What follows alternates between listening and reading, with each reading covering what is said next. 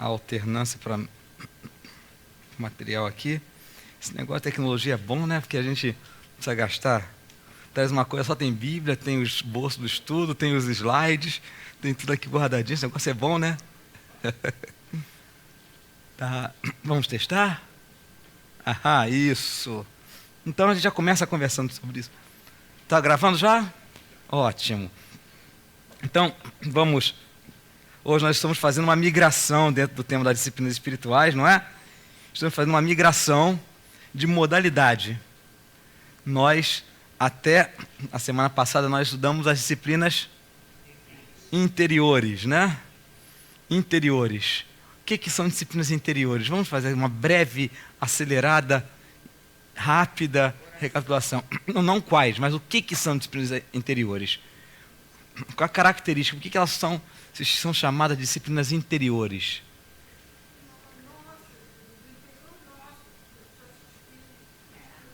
Mas tudo que a gente faz não é espiritual? É do relacionamento nosso com Deus. Mas Deus não está em todos os nossos relacionamentos? Todos os níveis do nosso relacionamento? É porque é aplicada à nossa vida pessoal, exatamente. É aplicada à nossa interioridade, à nossa relação conosco mesmos e com Deus, não é? Então são disciplinas que trabalham o nosso caráter pessoal, a nossa individualidade, vamos dizer assim, né? O nosso relacionamento direto, pessoal com Deus, personalizado. Obrigado, meu irmão. Essa aguinha é uma benção. Então, vocês lembram quais são? Quantas são? As disciplinas da palavra que são? Quais são? Meditação e o estudo. Muito bem. E, além disso, oração. Não está na ordem, né? Então, vamos lá. Solitude, silêncio, jejum e oração, né? São as disciplinas que nós separamos. É claro que nós estamos fazendo uma síntese, dependendo do autor, do escritor, do estudioso que trabalha isso, né? Ele acrescenta subdivide algumas em disciplinas mais específicas, mas como nós estamos nos introduzindo nesse tema, primeira vez que a gente tem a oportunidade de estudar isso sistematicamente aqui, então nós estamos simplificando bastante. Separamos 10 disciplinas, 5 disciplinas interiores, que são essas 5, que trabalham a nossa relação individual, pessoal com Deus, essa conexão pessoal com Deus, né?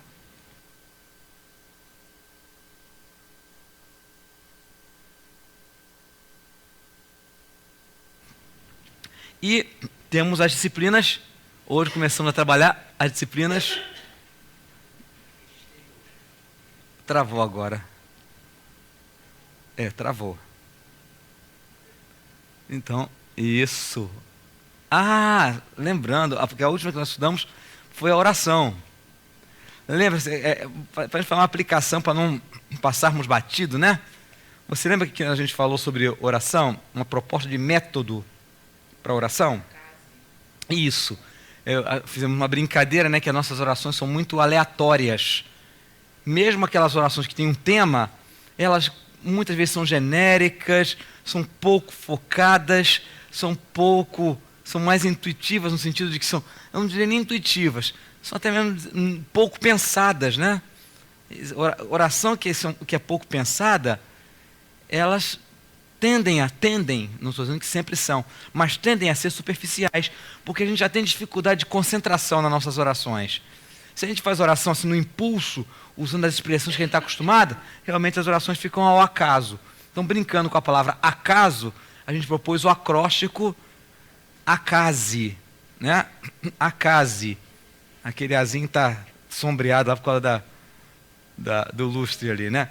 Acase, que são 5, vamos dizer assim, 5 etapas do nosso exercício de oração.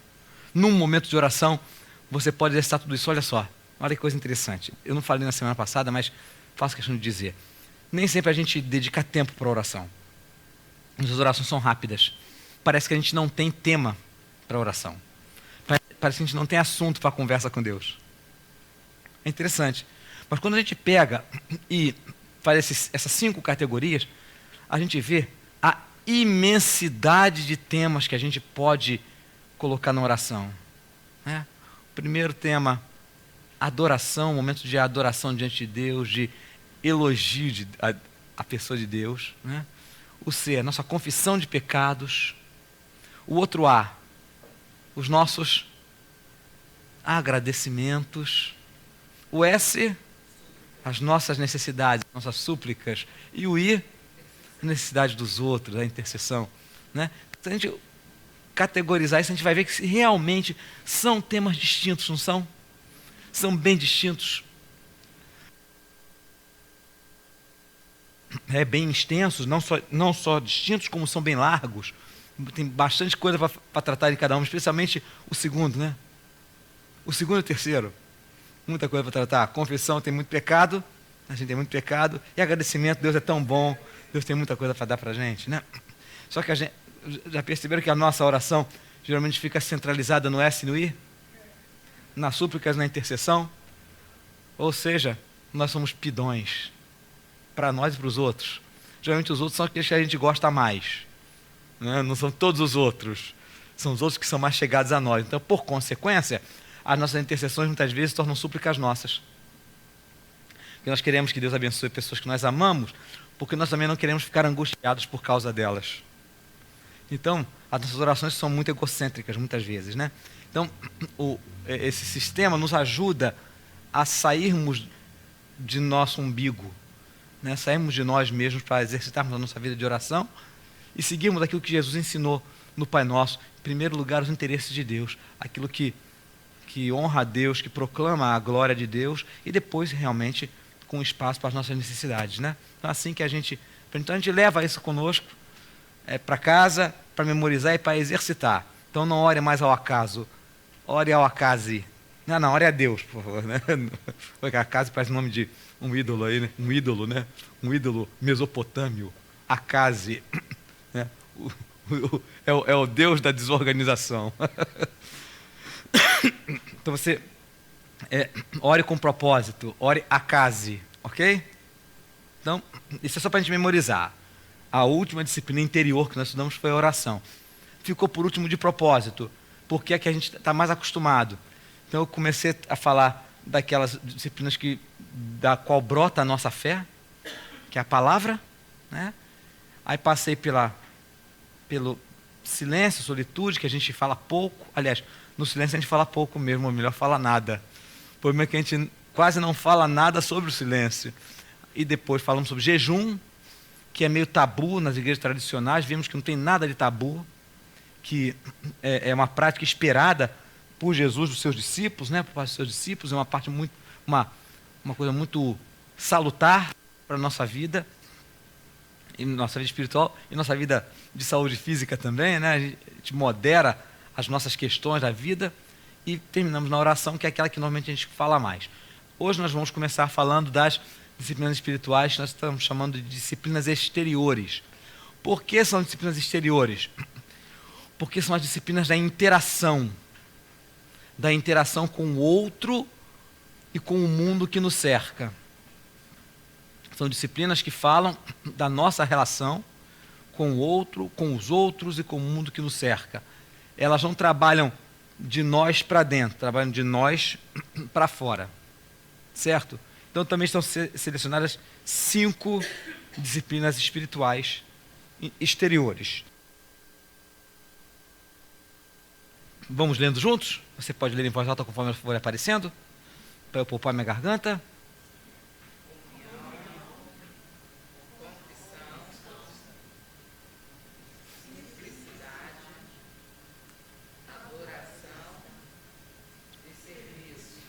Então são essas 5 disciplinas exteriores que nós vamos enfatizar. Repito para vocês, se você for ler algum livro sobre disciplinas espirituais, sobre espiritualidade, pode ser que você encontre outras. Mas na verdade nós estamos fazendo aqui uma síntese daquelas que, de certa forma, nos são mais próximas e podem ser exercitadas com maior facilidade para pessoas que não têm um corte específico na sua vida, né? Não tem um perfil específico. podem ser exercitados por qualquer cristão. Existem outras disciplinas que são disciplinas espirituais, mas são muito específicas, né? Então alguns autores até, por exemplo, consideram o celibato uma disciplina espiritual. Mas aí o próprio Paulo fala, né? Não é para qualquer um. Então, mas são aqueles que têm, exercitam como uma disciplina espiritual. Então a gente, vendo essas disciplinas, nós resumimos nessas 5. Você perguntou alguma coisa, Dalva? Tem duas comuns, né? Confissão e adoração. Na verdade, É comum, eu quero dizer, é baseado numa casa. pense bem. Bem lembrado, a confissão e a adoração fazem parte da estrutura proposta para a oração. Contudo, essas aqui não são usadas interiormente. São usadas exteriormente. Né? Não são disciplinas particulares. São disciplinas que nós podemos chamar de disciplinas públicas, que acontecem na exterioridade da nossa vida, nas interações. E hoje, para a gente começar, estamos falando sobre a disciplina da comunhão. Bom, ora, qual o texto bíblico que a gente usaria para começar, para abrir o tema da disciplina da comunhão? Não.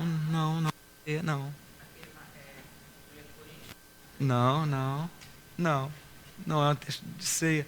O texto clássico fala sobre comunhão cristã. Sempre quando a gente pensa... Não, tem um mais simples. Quando fala da coletividade dos irmãos, da vivência em comunhão. Não, vocês estão indo para o Novo Testamento, é um no Antigo. Puxa, eu pensei que ia sair assim de primeira. Que eu não ia nem acabar a frase, já ia sair. Não é decepção, é que, pelo contrário, vocês estão mostrando que a cultura bíblica de vocês é mais extensa do que o Salmo 133. Então, tá aí. Ó, leiam, por favor. Só aqui, vamos ler juntos. 1, 2, 3.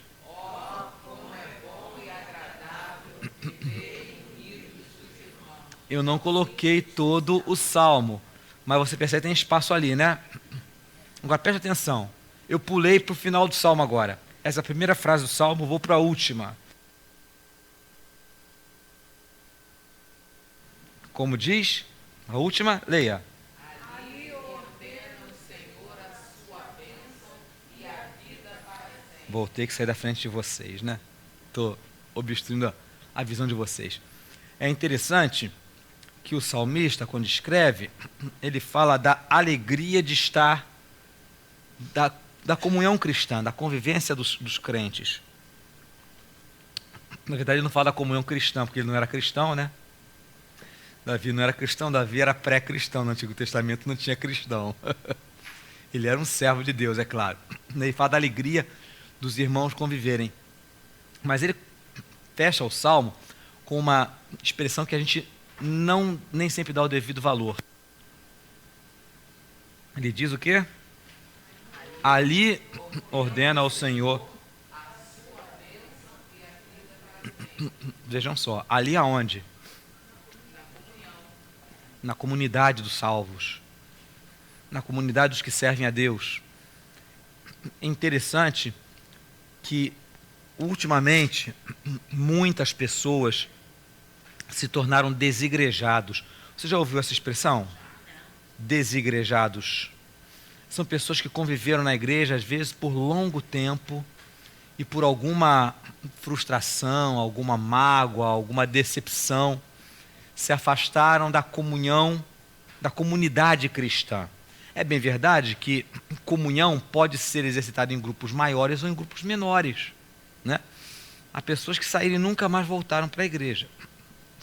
Porque realmente a comunidade cristã é muito ambígua, né? É verdade, porque ambíguas são as pessoas. Mas o curioso é que nesse lugar em que as pessoas convivem, que as pessoas erradas, pecadoras convivem, é aí que Deus ordena a sua bênção e a vida para sempre. Por isso, comunhão cristã não é uma coisa fortuita, casual. É uma disciplina. Uma disciplina cristã, uma disciplina espiritual, né? Então, a Bíblia ensina para a gente que caminhar com Deus nunca deve ser uma caminhada feita solitariamente. Nunca. A caminhada com Deus precisa ser sempre acompanhada. A gente lembra que Deus formou com os seus escolhidos um povo. Se a gente olha para o Antigo Testamento, a gente pode considerar esse povo como um povo nacional, uma nação, Israel. Se a gente olha para o Novo Testamento, o que diz 2 de Pedro, capítulo 2, versículo 9? Você sabe de cor? Sabe? Você sabe de cor? Sabe, sim. O endereço sabe. Vós, porém, sois raça eleita, sacerdócio real, nação santa, povo de propriedade exclusiva de Deus, né? Então, a fim de proclamardes as virtudes daquele que vos chamou das trevas para a sua maravilhosa luz. Então, Pedro coloca no plural, ele focaliza não na vida individual, mas na vida cristã como um povo, como uma nação. Ele transporta, ele como judeu que era, transporta a escolha de Deus de um povo nacional para o povo maior, que é a igreja, que são todos aqueles que reconhecem a Cristo como o Messias.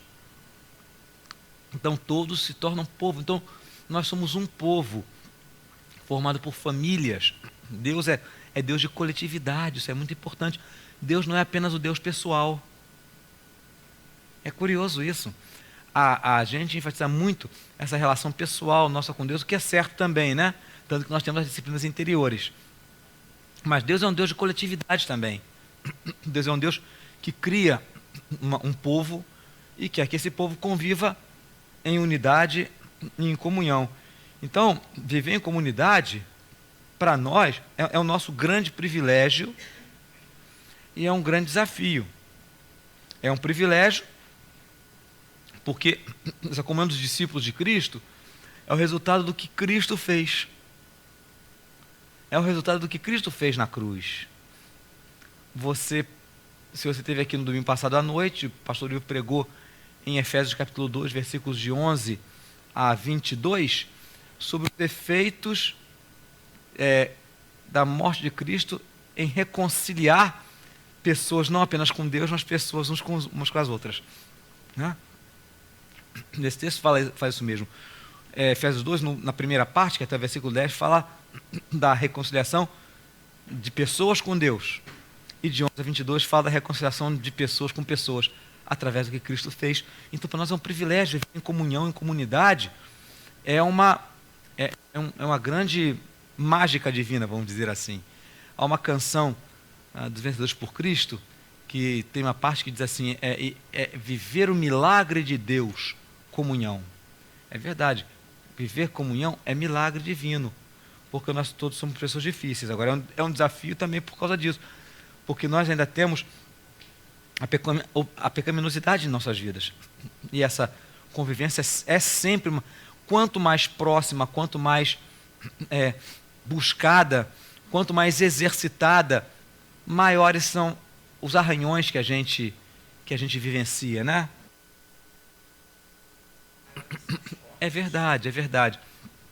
Como aquela ilustração da comunidade dos porcos-espinhos, né? Que os porcos-espinhos, para sobreviverem ao frio, precisavam estar juntos, mas os espinhos machucavam. Então, muitas pessoas optam por abandonar a comunidade e muitas vezes sucumbem ao frio que existe fora da comunidade cristã. Exatamente, né? Deveria matar mais, né? Mas a gente tem que aprender a conviver em Cristo. Fala, Eva, pode falar.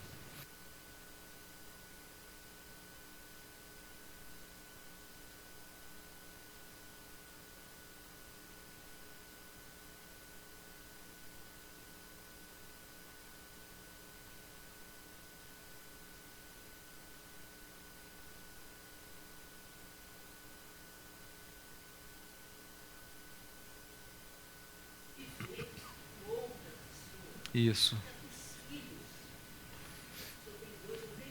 É. Tem um. É verdade. É verdade.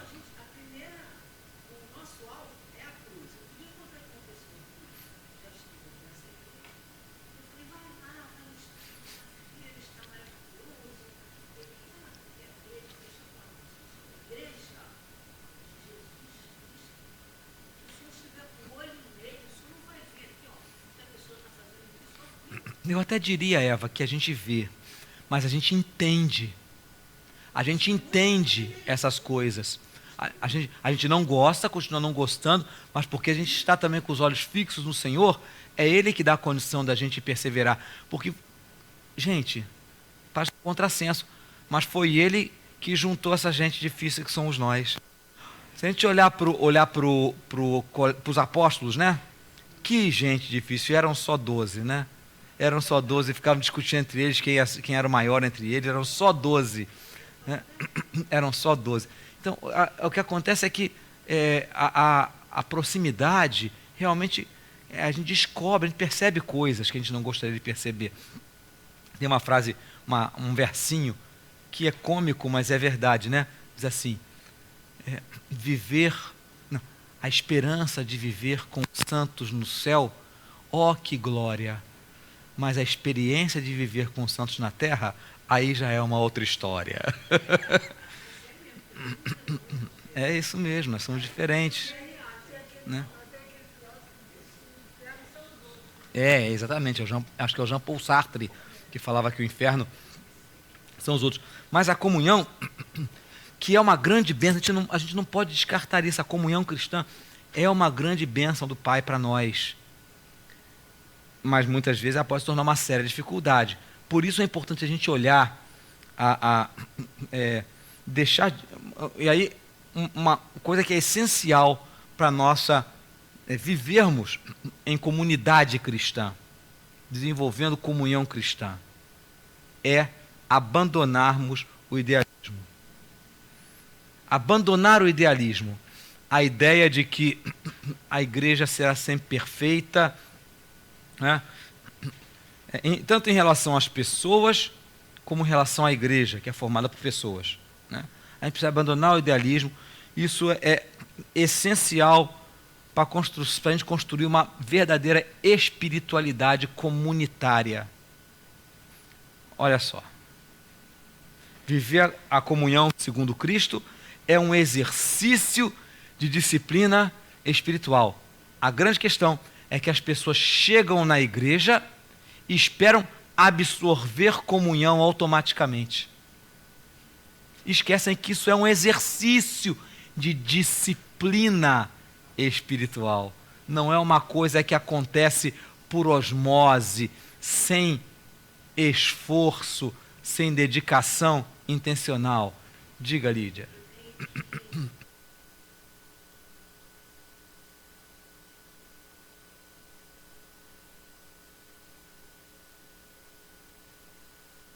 A gente pensa que está entrando para o céu.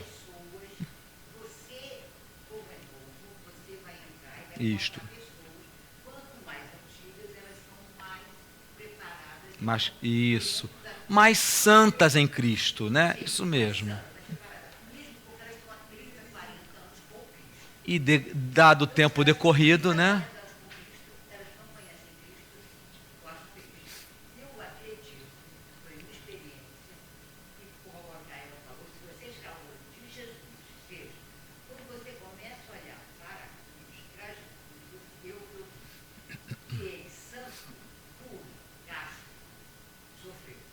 Sim.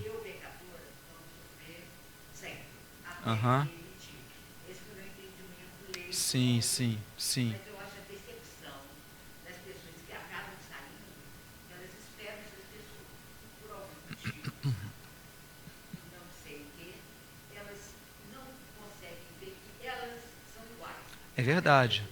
Eu continuei porque eu vi que eu sou exatamente igual. Tem os seus pecados, como eu tenho os meus. É verdade, é fato. Só Jesus Exato, só Ele é perfeito. Agora, por isso que é importante a gente pensar em comunhão cristã nos dois sentidos. Em a gente exercer a comunhão cristã, nos dois, isso que vocês duas falaram, é muito importante. Nós precisamos pensar o exercício da disciplina da comunhão cristã, tanto para nós desfrutarmos comunhão, como também para nós promovermos comunhão. Desfrutar porque precisamos aprender a conviver com as pessoas, sim, nos doar para as pessoas, fazermos amizades, e aí, voltando à ideia de que nós devemos deixar de lado o idealismo, é claro que dentro de uma comunidade cristã nós nos identificamos mais com as pessoas do que com outras. Algumas têm uma caminhada mais que se identifica mais com a nossa caminhada de vida, de temperamento. Então, enfim, por N fatores, nós nos ligamos mais a uns e menos a outros. O fato de me ligar menos a outros não quer dizer que eu ame menos, apenas que eu tenho menos contato, que eu desenvolvo menos afinidade emocional com as pessoas. Mas é muito importante tanto que eu me doe para poder desfrutar dessa comunhão, como também eu cuide para que isso que Lídia estava nos lembrando não aconteça a partir de mim. Jesus falou isso, né? Que nenhum de nós deveria fazer tropeçar um dos pequeninos, né? Um dos mais frágeis. Então nós devemos cuidar não só para que eu possa desfrutar de boa comunhão na comunidade onde eu estou, que é importante, e para que eu desfrute eu tenho que investir algumas coisas que não nos são naturais, como também tenho que ajudar a promover a comunhão de outras pessoas, que às vezes têm uma caminhada cristã mais tenra do que a minha. Paulo ensina isso de uma forma muito magistral, né? Ele diz, eu posso abrir mão de certas coisas pelos mais fracos, em favor dos meus irmãos mais fracos. Ele diz, vocês que são mais fortes não deveriam acolher o mais débil na fé, o mais fraco na fé, para ficar discutindo opiniões, deveriam acolhê-los em amor, em Cristo. Então ele diz, olha, se eu precisar parar de comer carne, se eu comer carne e escandalizo o meu irmão, eu abro mão, porque eu não quero fazer o meu irmão pecar, por que eu vou pecar contra a consciência do meu irmão? Então ele dá diversos ingredientes, nós não vamos descer essas particularidades, porque são coisas bem específicas, mas que ajudam muito nesse desenvolvimento da comunhão. Então a gente tem que olhar a igreja como uma comunidade real. Isso que Lídia estava lembrando. A gente entra aqui achando que está no céu. Mas aquele versinho que eu falei mostra a realidade, né? A esperança de viver com santos. Que maravilha a esperança de viver com santos na glória. Mas viver com santos na terra, aí já é uma outra história. É verdade. A gente tem que ter essa consciência, essa visão clara de que estar fazendo parte de uma comunidade é estar lutando pela comunhão. É uma disciplina. É algo para ser exercitado. E não algo que a gente chega e pega na prateleira espiritual. Não é um ataque a supermercado espiritual. Não é? Não é. É um exercício constante. Porque comunhão é um milagre que Deus vai operando em nós, e mais, Ele pode nos usar para operar esse milagre na nossa comunidade cristã. O Espírito Santo faz isso, né? É uma disciplina espiritual. Eu trouxe para vocês duas citações que eu achei belíssimas, muito apropriadas e que falam bem de perto para mim a respeito da beleza e da realidade da comunhão cristã. Então eu vou colocar aqui e vou pedir que alguém leia essa primeira para mim, para nós, né? Alguém pode ler? Lê mais alto, por favor. Escurece para a gente esse lado aqui, por favor, Kleber, para facilitar, né? Melhorou muito, né? Vamos lá, então leia, por favor, Ione.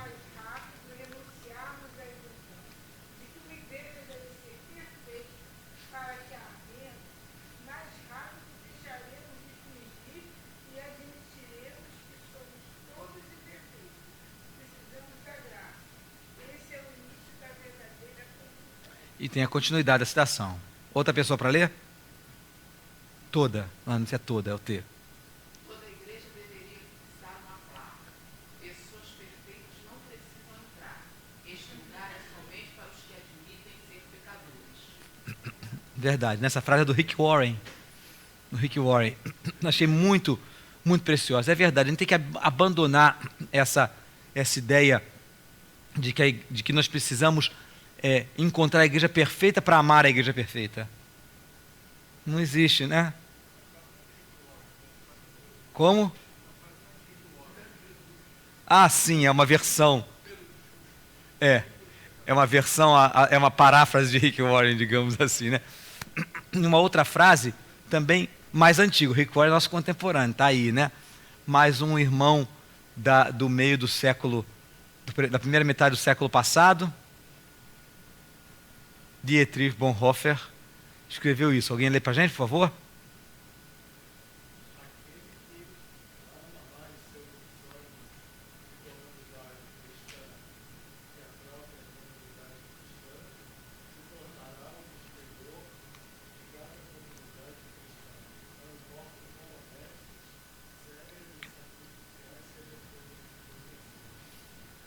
Entendeu? Captou? Muitas vezes nós não queremos viver na comunidade, nós queremos viver no nosso sonho de comunidade. É muito diferente. É muito diferente, né? Então, a advertência do Dietrich Bonhoeffer, no livro que ele escreveu, Vida em Comunhão, é um clássico da espiritualidade. Dietrich Bonhoeffer foi um alemão, pastor luterano, que resistiu a Hitler. Ele fez parte de uma comunidade que se autodenominou Igreja Confessante, porque a igreja luterana ela foi cooptada pelo nazismo. Então, umas poucas comunidades resistiram, não aceitaram. E ele foi preso e foi executado poucos meses antes do término da Segunda Guerra Mundial. Ele escreveu muitas coisas, né? Nesse livro, Vida em Comunhão, ele escreve essa frase que é lapidar, que é verdade. Se a gente chega numa comunidade querendo viver o nosso sonho de comunidade, nós vamos destruir a comunidade. Porque a comunidade não é o sonho de nenhum de nós, a comunidade é o sonho de Jesus Cristo. E os nossos sonhos são sempre defeituosos. Porque nós projetamos a nossa imperfeição. Ou até mesmo o nosso sonho de perfeição é uma imperfeição. É uma falta de percepção da realidade. É claro que isso não dá justificativa para que nós não lutemos pelo exercício de uma boa comunidade. Isso não é justificativa, mas isso nos ajuda, nos dá anticorpos, vamos dizer assim, né? Nos ajudam a ser menos ingênuos, a ser menos infantilmente sonhadores, e nos faz entender, vou repetir isso várias vezes até vocês dizerem, para pastor, chega, já ouvi, já entendi, né? Que comunhão é um exercício de disciplina espiritual, não é uma coisa que acontece automaticamente, certo? Então, não é sem esforço. Por isso ele está no campo da disciplina. São disciplinas. Exercer comunhão é disciplina. Viver comunhão, lutar pela comunhão, ser agente de comunhão, desfrutar de comunhão. Comunhão, o exercício da comunhão, a comunhão é um exercício de disciplina espiritual. Não é algo que acontece automaticamente. Então, viver a comunhão, lutar pela comunhão, ser agente de comunhão, isso é um exercício cotidiano, né? A gente não deve amar os outros discípulos pelo que eles deveriam ser, na nossa opinião. E eu vou mandar isso tudo escritinho. Então é um exercício de disciplina espiritual.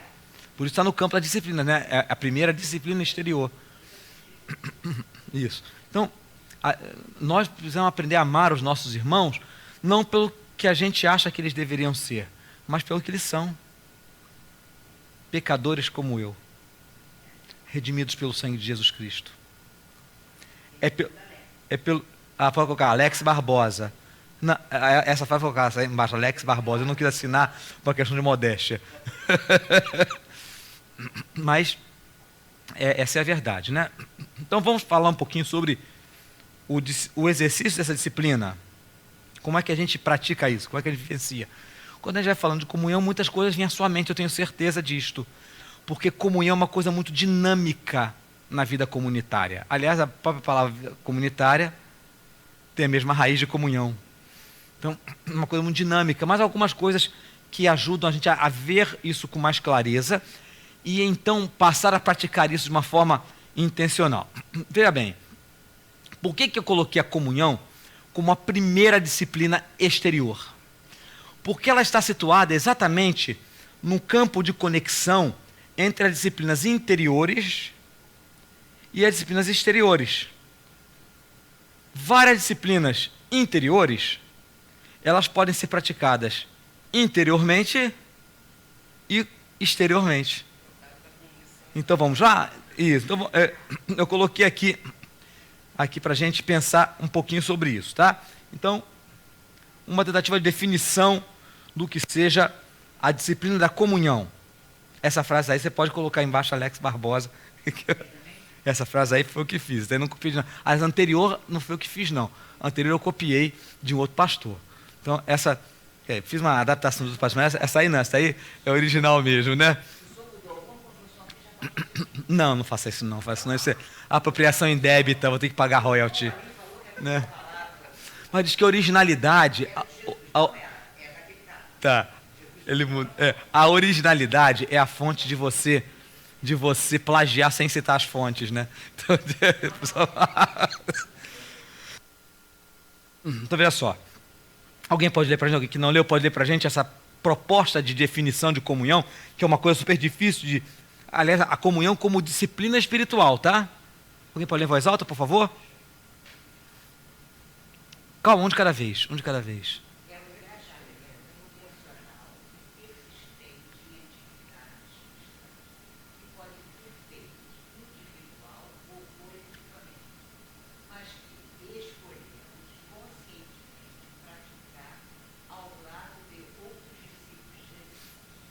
Então, viram? Tem algumas palavras aí que são muito importantes para a gente entender. Engajamento intencional. Não é por acaso. Não é por hábito apenas, né? Mas é algo que eu faço intencionalmente. Eu estou me envolvendo nessas atividades intencionalmente, porque eu quero viver comunhão. Eu quero exercitar comunhão como prática da minha espiritualidade junto com os meus irmãos. Ela é persistente, porque haverá, na medida em que você intencionalmente se engaja, haverá muitas forças para te fazer desengajar.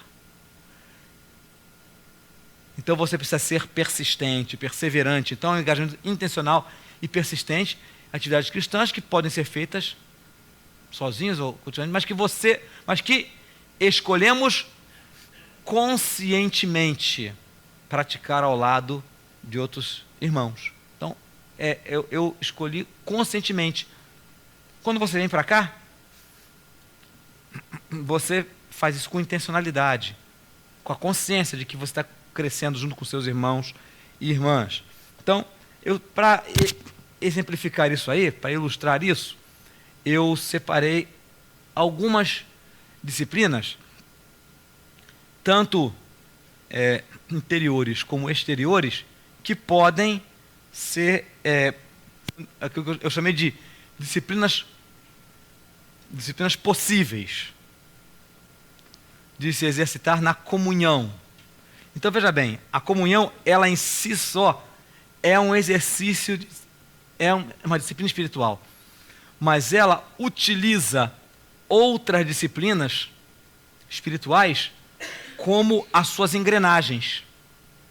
Ela em si é uma disciplina, mas ela faz sentido na medida em que você utiliza outras disciplinas como parte integrante desse exercício. Então, vamos pensar em algumas disciplinas interiores que podem ser feitas comunitariamente. Eu coloquei, interiores, disciplinas interiores. Nós estudamos a meditação e o estudo como uma disciplina interior. Mas nós não podemos fazer isso comunitariamente? Nós costumamos fazer mais o estudo comunitariamente, mas aqui estamos aprendendo a exercitar a meditação comunitariamente. Né? Quando a gente faz a Lectio Divina, é uma parada para meditação nas Escrituras, nós fazemos em grupo. E aí depois temos a oportunidade de orar, de expressar o que aquilo significou para a nossa vida. Na comunidade. Outra disciplina interior possível de se fazer no exercício da comunhão. Adoração não é uma disciplina interior, querida. Não é. Adoração, a gente está falando adoração como parte da oração. Né? Mas é pessoal. Mas você já vai ver que não está errada não, tá? Jejum. Jejum pode ser feito comunitariamente? Pode? Não? Sim. Não pode? Não, o jejum é seu. Sem dúvida, é pessoal. Mas você pode fazer em coletividade, pode fazer com irmãos, porque isso até encoraja, né? Um encoraja o outro. A gente tem feito isso, tem exercitado isso no conselho da igreja. Toda vez que a gente tem uma reunião do conselho, eu propus para os presbíteros, aqueles que puderem chegar mais cedo, né? Meia hora mais cedo, para que fizessem um jejum a partir do almoço. Que suprimissem um lanche da tarde, é claro, aqueles que podem, porque tem gente que é diabética. Quando estudamos sobre jejum, já falamos sobre isso, né? Restrições de saúde que impedem ou desaconselham o jejum. Mas aqueles que podem, eu estou propondo, venha o jejum. Conversamos um pouquinho sobre o que nós já falamos aqui, né? E a gente vem e a gente ora juntos e depois no período de oração nós quebramos o jejum com um lanchinho. Né? Então, é comunitário, porque a gente se encoraja. A primeira vez que a gente fez isso no conselho foi muito interessante, porque a nossa reflexão juntos foi exatamente sobre jejum. Acabou sendo sobre jejum, porque não era um hábito da gente fazer isso. Confesso a vocês que nem para mim era um hábito. Eu tenho desenvolvido o hábito do jejum, não é um jejum diário, mas um jejum esporádico de alguns meses para cá. Quando comecei a estudar com mais vagar, com mais cuidado, as disciplinas espirituais, é que eu comecei a incorporar a minha própria vida. E eu compartilho com os meus irmãos, que são os meus parceiros de liderança da igreja, que são os presbíteros e o pastor Ivo, né? Então a gente compartilha isso. É uma maneira da gente construir comunhão entre nós, comunhão de propósito, de desejo de buscar a Deus juntos, né? E o jejum faz parte disso. Outro, esse é típico, né? É pessoal, mas não podemos orar coletivamente?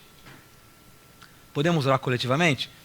Vocês já fizeram uma oração comunitária? Já fizeram uma oração comunitária?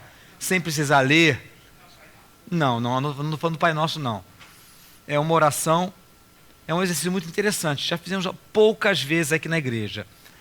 É uma oração em que nós temos um momento de silêncio, a gente depois pode praticar isso.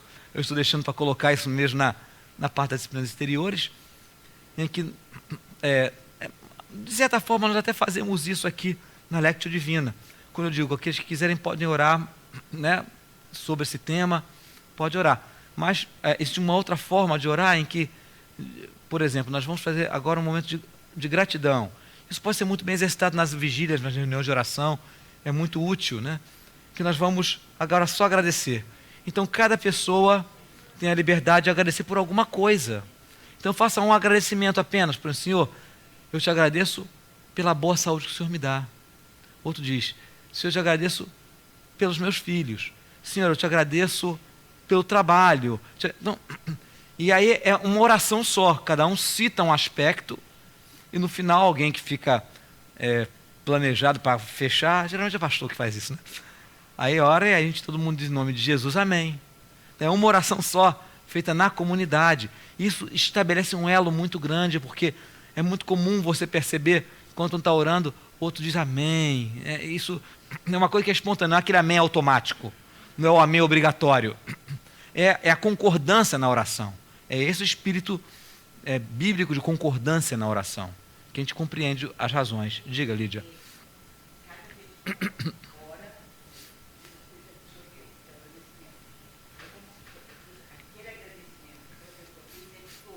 Como se fosse, né? Ou então, mesmo que seja uma coisa muito pessoal, eu te agradeço, Senhor, porque hoje o exame que eu estava esperando, o resultado saiu e deu tudo bem. Ora, é uma experiência da pessoa, mas a Bíblia diz que quem deve se alegrar com os que se alegram.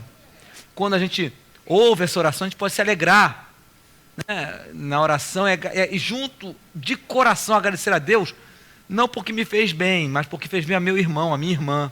Então isso cria um elo muito grande. Isso é exercício de comunhão cristã através da oração da comunidade. Esse é um método, né? Pode se desenvolver. Existem diversos outros métodos para serem praticados.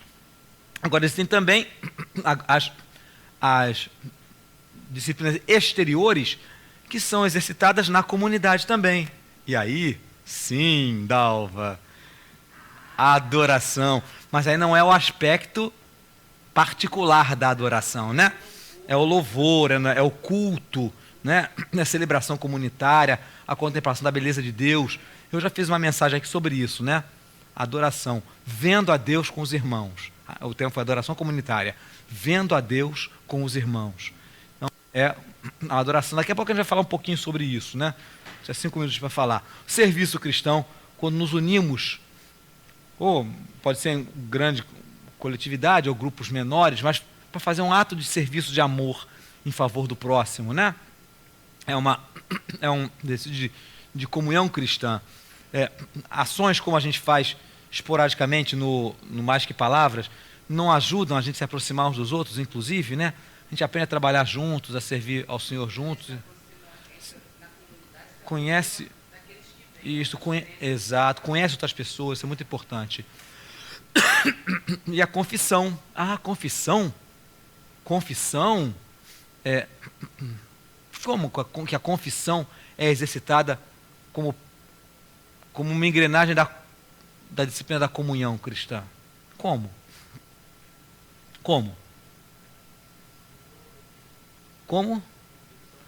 Confessando uns aos outros. Como seria isso, Léo? Como é que seria isso?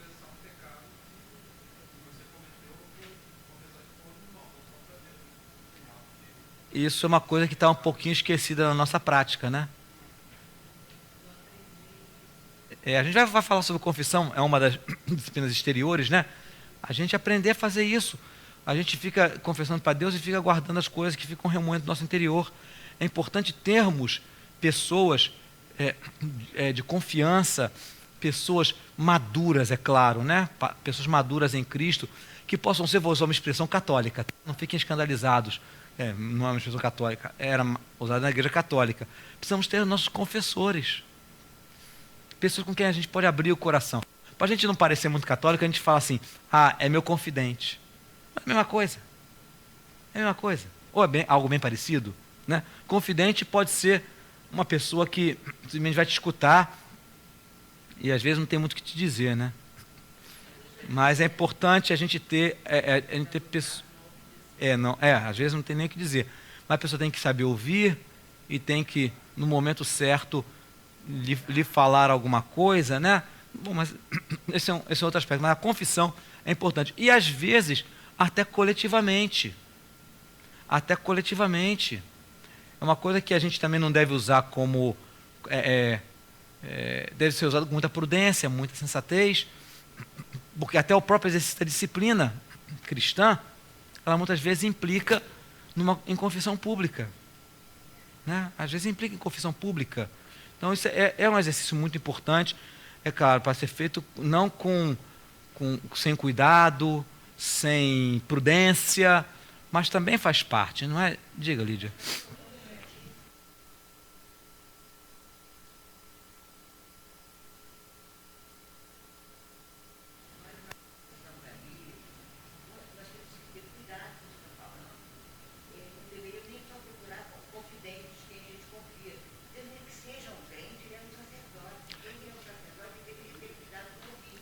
Mas a verdade é que existem graus de maturidade, né? Isso.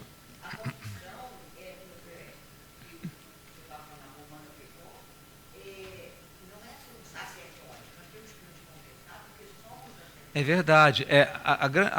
O fato é que o sacerdote, ele é considerado, estou falando no Antigo Testamento, é considerado um intermediário, né, entre Deus e as pessoas. Nós aprendemos que nós somos, pela graça de Cristo, transformados em sacerdotes. Então, a graça de Deus flui através das nossas vidas. E nós podemos fazer esse papel de mediadores não em termos de salvação. Não em termos de salvação, porque só existe um mediador que nos salva, que é Jesus Cristo. Mas podemos fazer o papel de voz de Deus para a vida das pessoas. Ora, nós não fazemos quando testemunhamos, quando partilhamos a fé, quando pregamos, quando compartilhamos Cristo com alguém, quando evangelizamos. Não fazemos esse papel de boca de Deus? Também podemos fazê-lo quando estamos ouvindo uma pessoa que confessa um pecado para nós. Trazer para ele palavra de exortação, e exortação na Bíblia, a admoestação na Bíblia é encorajamento. A gente tem a ideia de que a admoestação é bronca. Não, às vezes o encorajamento implica numa bronca, mas deve ser feito em amor, que tem todo um método para o exercício disto. Não é o nosso foco aqui. É só para a gente dizer que na comunidade cristã a gente precisa aprender a resgatar essas coisas, porque isso promove comunhão entre nós, né? Fala ali. Ali. Sim, isso é importante na remuneração, né? Em grupos menores, isso faz sentido, isso é mais fácil da gente exercitar. O que acontece, queridos e queridas, é que aconteceu um fenômeno muito triste, especialmente na igreja ocidental. Falo da igreja ocidental porque eu conheço a cultura ocidental, não conheço a cultura oriental em detalhes. Mas na medida em que a sociedade se foi privatizando a vida, os cristãos também foram privatizando a espiritualidade. Aconteceu uma coisa curiosa. Nessa vida ocidental individualista, contaminou todo mundo. A gente vive numa sociedade em que é a minha vida, é a minha individualidade, é a minha privacidade, ninguém tem nada a ver comigo, só tem a ver comigo se eu quebrar uma lei, né? Se eu for fora da lei. A lei existe para estabelecer os limites da individualidade. Como diz aqui o ditado, a minha liberdade termina quando começa do outro. Isso é lei. Isso é um conceito legal. Mas o conceito de Cristo não é esse. O conceito de Cristo é diferente. O que acontece é que, por conta dessa privatização da vida, muitos crentes andam e sofrem solitários porque se habituaram a expressões, veja que coisa, tipo, em briga de marido e mulher não se mete a colher. Não é? Esse é um ditado que brota dessa privatização da vida. Então, se a gente olha a oração de Jesus em João 17, a oração sacerdotal de Cristo, se a gente olha isso com atenção, nós vamos ver o quanto esse pensamento atual está longe do que Jesus queria para os seus discípulos. Jesus queria proximidade, queria interação, queria que os seus discípulos fossem um, assim como ele é com o Pai. Que sejam eles um comigo e entre eles, para que o mundo creia que o Senhor me enviou. É o que diz a oração de Jesus no capítulo 17 de João. Então, por causa disso, a gente estranha certas práticas comunitárias que são muito úteis e muito profundas, né? Como citou aqui a oração coletiva, que não é comum. Oração coletiva nas igrejas evangélicas hoje na verdade, é uma Babel, em que todo mundo ora em voz alta ao mesmo tempo e, infelizmente, não há senso de unidade. Cada um faz a sua oração particular em voz alta. Isso não é comunidade, né? Isso não é expressão de comunidade. Isso é oração pessoal. Eu posso fazer em casa. Oração comunitária, os meus irmãos precisam entender o que eu estou falando para falarem um amém comigo, para viverem a oração comigo, né? Por isso Paulo criticava as línguas em Corinto, né? Porque as pessoas ficavam muito preocupadas em falar, não preocupavam em viver comunidade. Diga, Lídia.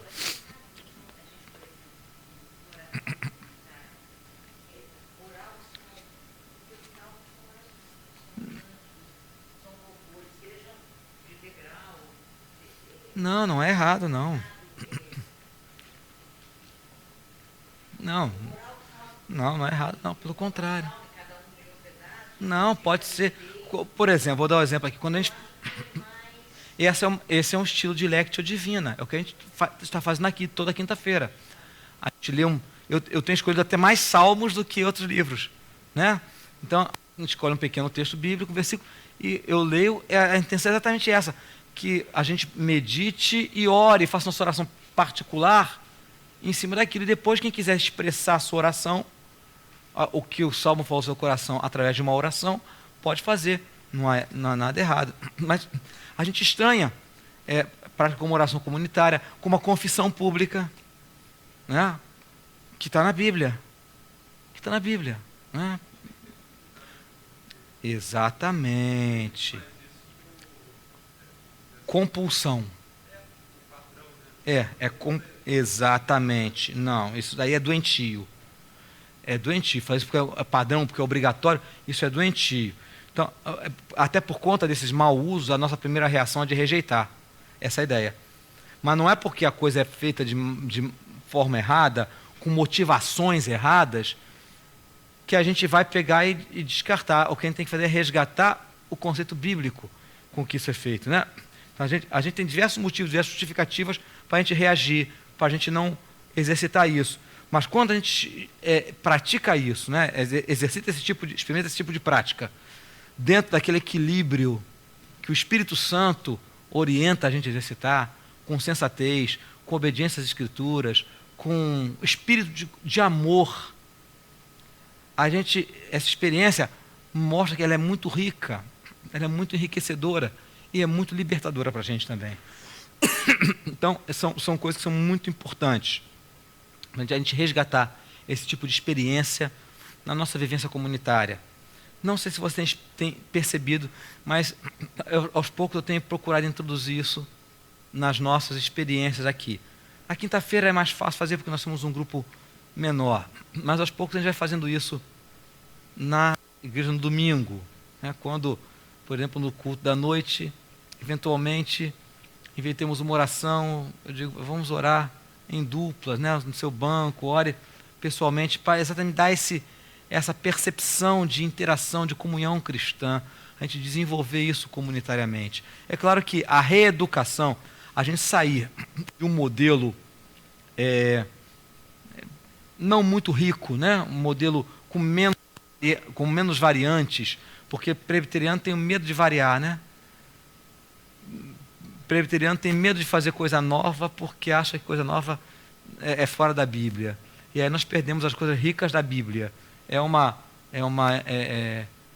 ironia até, né?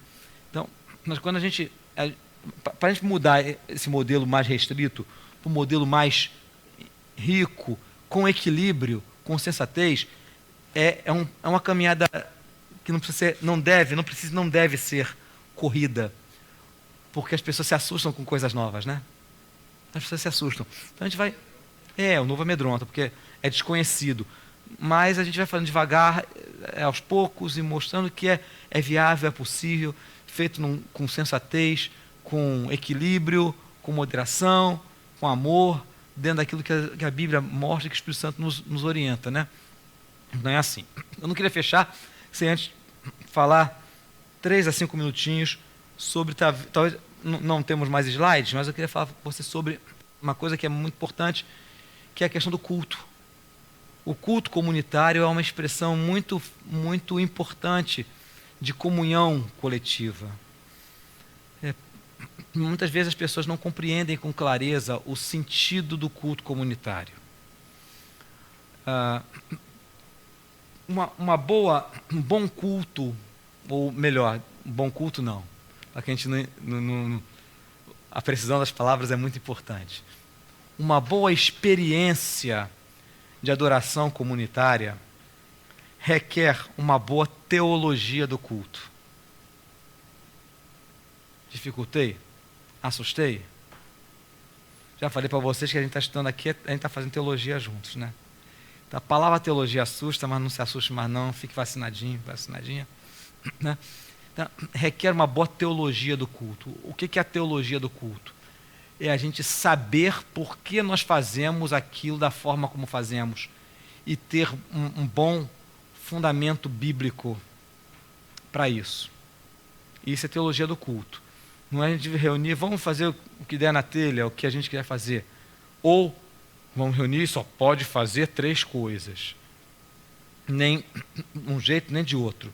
Mas a gente saber ter princípios muito sólidos que dirigem o nosso culto. Então, é claro que a disciplina da comunhão cristã ela não pode ser limitada a um evento, a um tipo de evento apenas, né?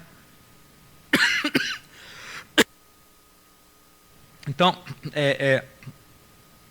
ela é muito ampla, vimos aqui de diversas maneiras, mas o culto comunitário é muito importante porque ela pode ser exercitada de uma forma mais ampla.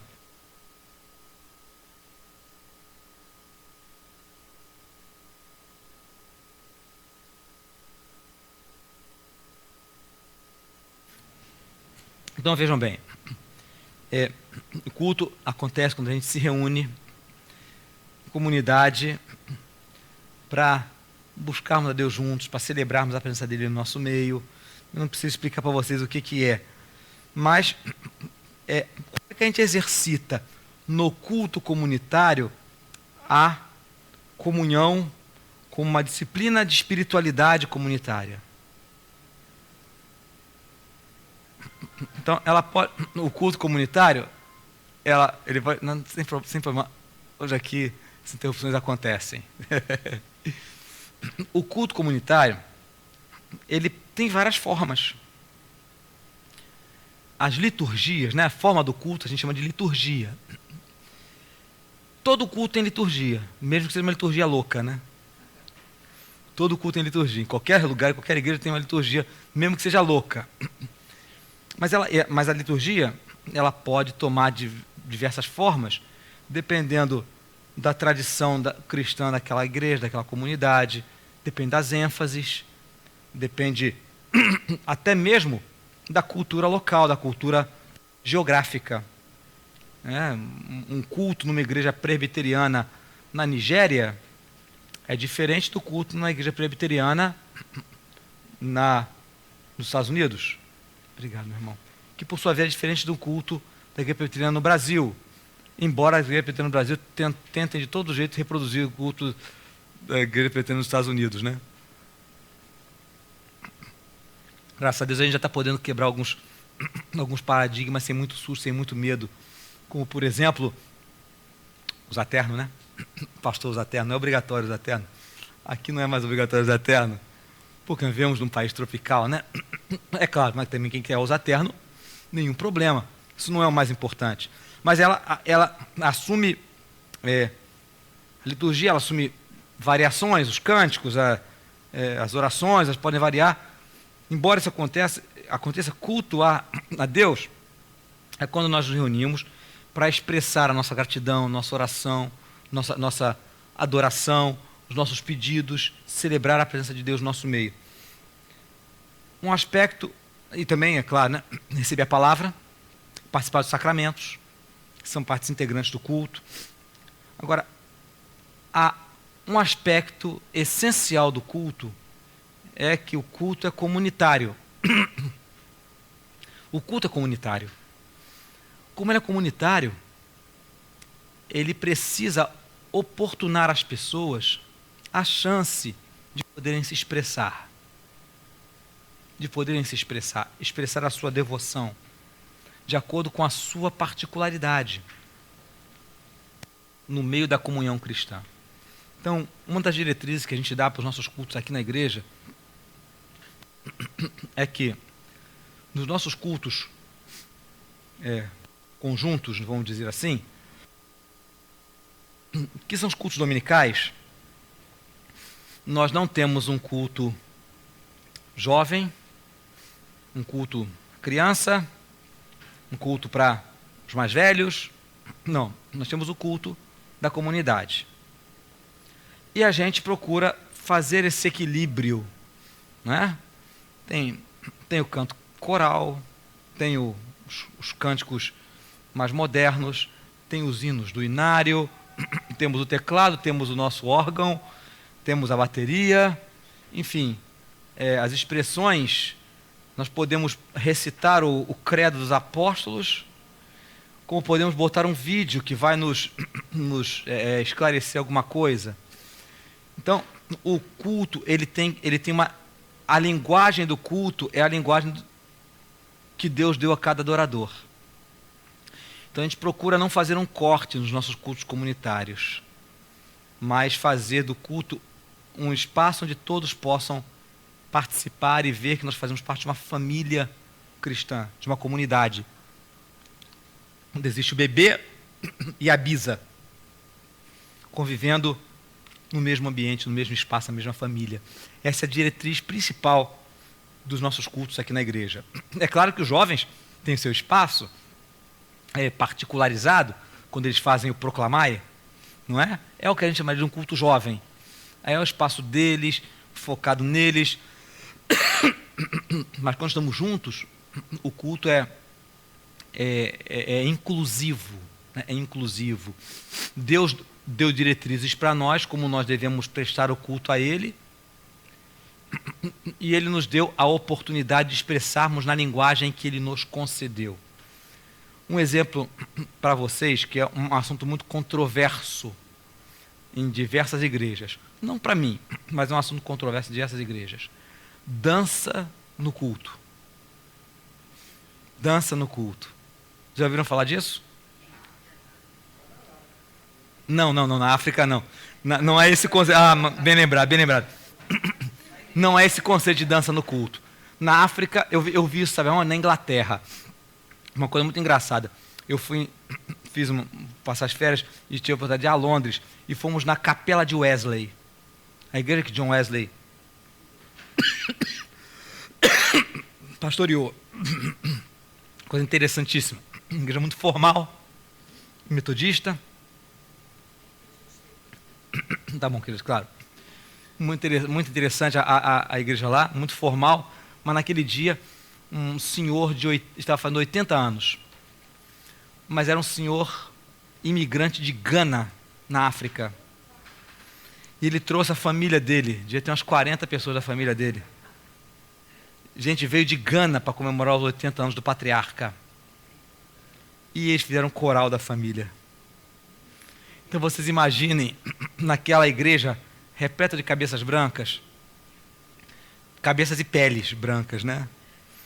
Um coral, na hora que foi dada a oportunidade, as senhoras da família dançando lá na frente, cantando e dançando lá na frente, e chamando as pessoas para dançar. É normal do africano fazer isso, né? Fazer o convite. Então, eu achei belíssimo. Achei belíssimo.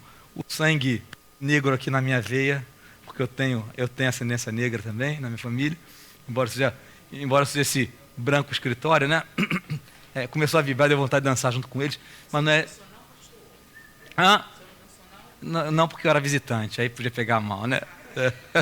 Respeitei a cultura local.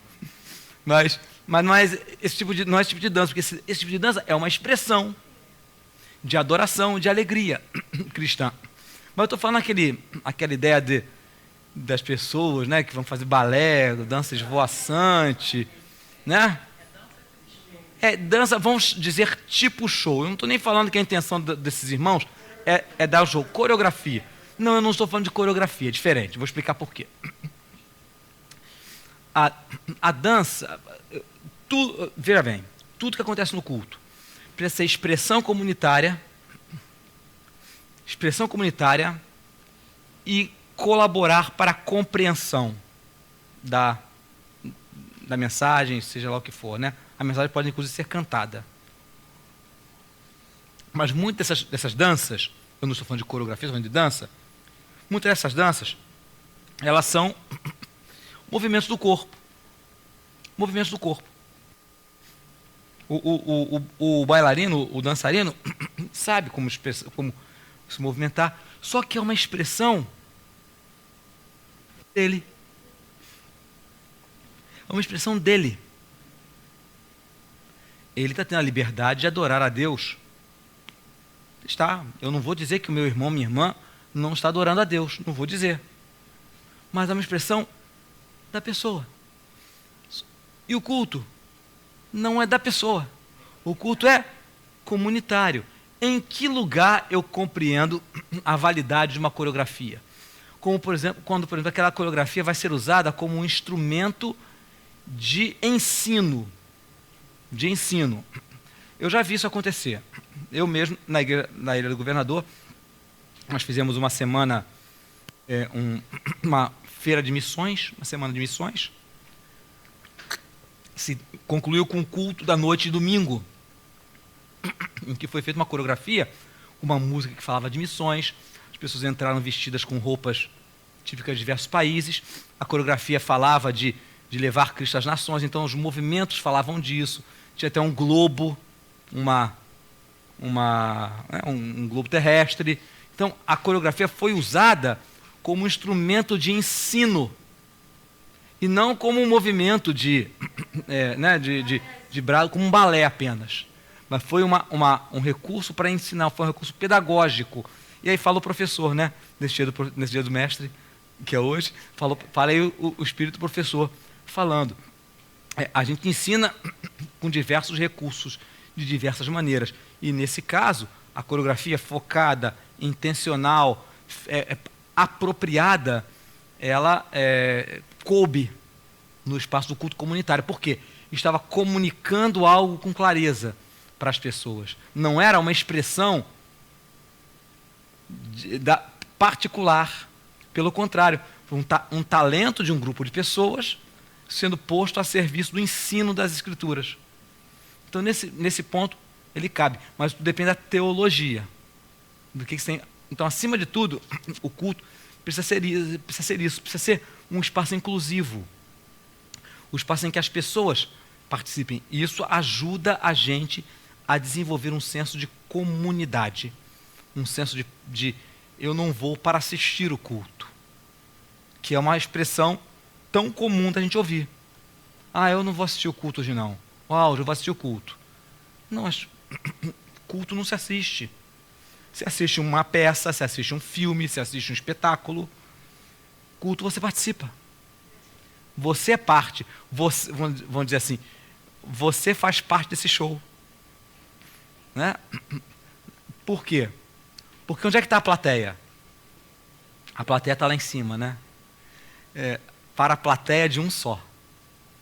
Somos todos nós apresentando abre aspas, né, muitas aspas, um espetáculo para agradar a plateia de um só. Esse é o sentido de culto, prestar adoração. Então ninguém pode ser espectador. É claro que quem não é de Cristo acaba sendo espectador e sendo alvo não do ato de culto, mas do ato de proclamação que o culto faz. De anúncio de Deus que o culto faz. Então, é nesse sentido que o culto comunitário é um instrumento precioso, importante para o nosso desenvolvimento de comunhão. E eu diria que uma igreja pequena como a nossa pode usar isso de forma potencialmente rica, porque os movimentos são bem viáveis, bem possíveis e são naturais entre nós, né? Então, há muitas outras coisas para falar sobre a prática da disciplina da comunhão, mas ficam esses pontos para nós aqui, tá bom? Então, na próxima semana, viremos com uma outra disciplina, que eu não estou me lembrando qual é de cabeça aqui, mas eu acho que é a adoração, se me falha a memória, é a adoração, certo? Então, quinta-feira nos voltamos ao nosso estudo. Vamos ficar